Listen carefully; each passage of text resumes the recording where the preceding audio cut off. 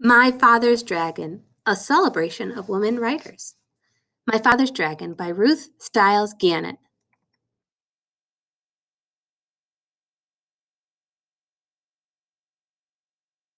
Map of the island of Tangerina and Wild Island. Tangerina. I'm going to go with Tangerina. My Father's Dragon by Ruth Stiles Gannett. Illustrations by Ruth Krishman Gannett.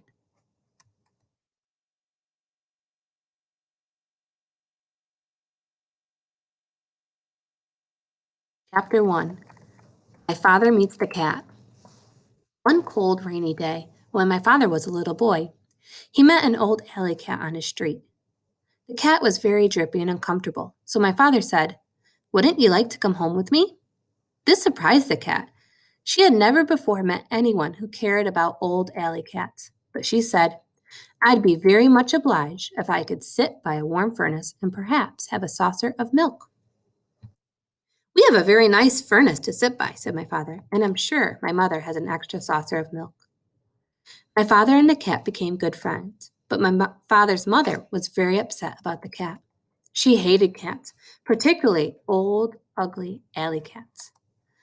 "Elmer Alvitor," she said to my father, "if you think I'm going to give that cat a saucer of milk, you're very wrong. Once you start feeding stray alley cats, you might as well expect to feed every stray in town, and I'm not going to do it." This made my father very sad, and he apologized to the cat because his mother had been so rude. He told the cat to stay away and that somehow he would bring her a saucer of milk each day. My father fed the cat for 3 weeks, but one day his mother found the cat's saucer in the cellar, and she was extremely angry. She whipped my father and threw the cat out the door. Later on, my father sneaked out and found the cat. Together, they went for a walk in the park and tried to think of nice things to talk about. My father said, "When I grow up, I'm going to have an airplane. Wouldn't it be wonderful to fly just anywhere you might think of?"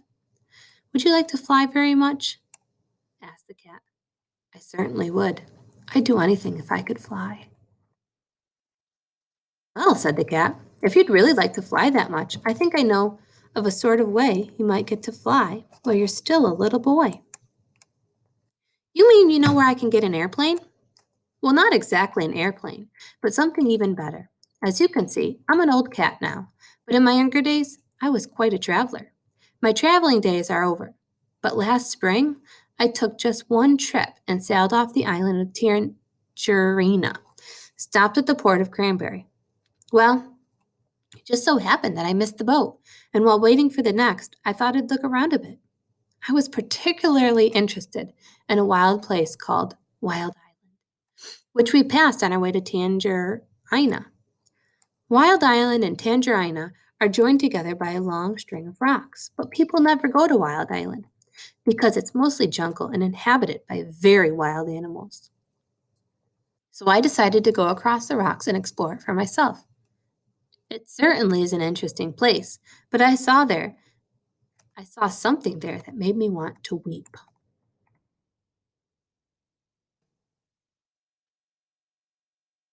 Chapter 2. My father runs away. Wild Island is practically cut in two by a very wide and muddy river, continued the cat. This river begins near one end of the island and flows into the ocean at the other. Now, the animals there are very lazy, and they used to hate having to go all the way around the beginning of this river to get to the other side of the island. It made visiting inconvenient and mail delivery slow, particularly during the Christmas rush. Crocodiles could have carried passengers and mail across the river, but crocodiles are very moody and not the least bit dependable and are always looking for something to eat. They don't care if the animals have to walk around the river. So that's just what the animals did for many years. "What does all this have to do with airplanes?" asked my father, who thought the cat was taking an awfully long time to explain. "Be patient, Elmer," said the cat, and she went on with the story. "One day, about 4 months before I arrived on Wild Island, a baby dragon fell from a low-flying cloud onto the bank in the river. He was too young to fly very well, and besides, he had bruised one wing quite badly, so he couldn't get back to the cloud. The animals found him soon afterwards, and everybody said, "Why, this is exactly what we've needed all these years." They tied a big rope around his neck and waited for the wing to get well. This was going to end all of their crossing the river troubles. "Never seen a dragon," said my father. "Did you see him? How big is he?" "Oh, yes, indeed, I saw the dragon. In fact, we became great friends," said the cat. "I used to hide in the bushes and talk to him when nobody was around. He's not a very big dragon, about the size of a large black bear, although I imagine he's grown quite a bit since I left. He's got a long tail and yellow and blue stripes.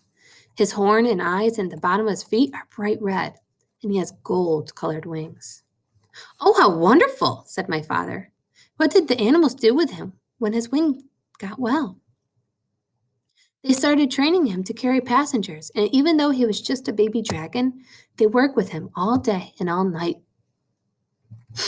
They make him carry loads that are much too heavy, and if he complains, they twist his wings and beat him. He's always tied to a stake on a rope, just long enough to go across the river. His only friends are the crocodiles who say, 'Hello,' to him once a week if they don't forget.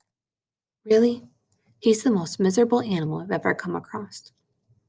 When I left, I promised I'd try to help him someday, although I couldn't see how. The rope around his neck is about as the biggest, toughest rope you can imagine. With so many knots, it would take days to untie them all. Anyway, when you were talking about airplanes, you gave me an idea.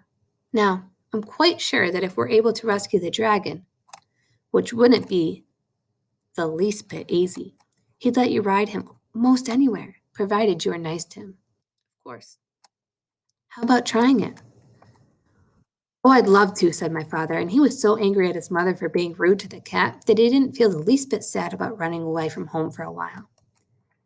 That afternoon, my father and the cat went down to the docks to see about ships going off the island of Tangerina.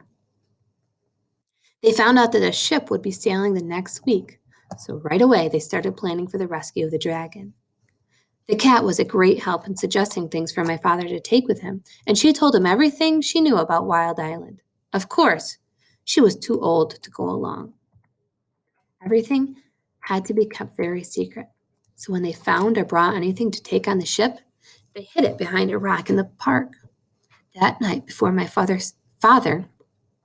sailed, he borrowed his father's knapsack, and he and the cat packed everything very carefully. He took chewing gum, 2 dozen pink lollipops, a package of rubber bands, black rubber boots, a compass, a toothbrush, and a tube of toothpaste, 6 magnifying glasses, a very sharp jackknife, a comb and a hairbrush, 7 hair ribbons of different colors, an empty grain bag with a label saying cranberry, some clean clothes, and enough food to last my father while he was on the ship. He couldn't live on mice, so he took 25 peanut butter and jelly sandwiches and 6 apples, because that's all the apples he could find in the pantry. When everything was packed, my father and the cat went down to the docks to the ship. A night watchman was on duty, so while the cat made loud, queer noises to distract his attention, my father ran over the gangplank onto the ship.